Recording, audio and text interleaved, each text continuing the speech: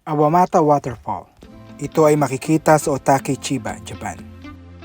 Ito ay located in Yoro Valley.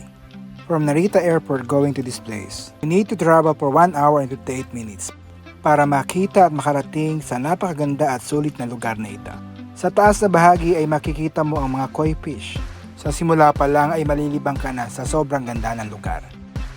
Para marating ang pinakamagandang bahagi ng lugar na ito ay kinakailangang maglakad ng 10 to 15 minutes depende sa bilis at lakad ng iyong paghakbang. Sa bungad pa lang ay maririnig mo na ang ilog at agos ng batis, mga huni ng ibon na parang isang paraiso sa paningin at kapaligiran. Summer season pala nung nagpunta kami rito, the month of June at July. Vacation break ng mga bata dito sa Japan at syempre kami rin ay bakasyon. Kaya naman let's enjoy our vacation at kayo rin naman. Ayan na, ang ganda! Awamata Falls!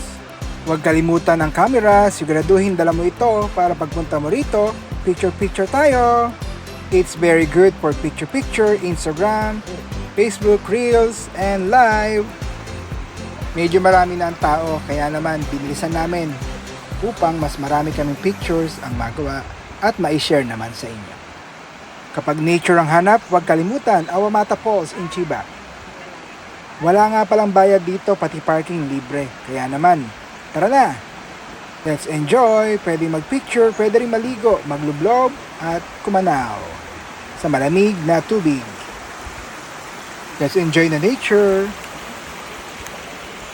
Ito ay patunay sa kabutihan at kagalingan ng ating Diyos na siyang ating manlikha. Kaya naman ating pag-ingatan at pasalamatan sa bawat gawa at nilalang ng ating Diyos. Kaya naman, papuri at pasalamat lagi sa ating Panginoon. For more life and blog about Japan, please follow us. K-Japan Daisuki All Branded and K-Japan Daisuki. God bless you. See you for our next vlog. Thank you very much and goodbye.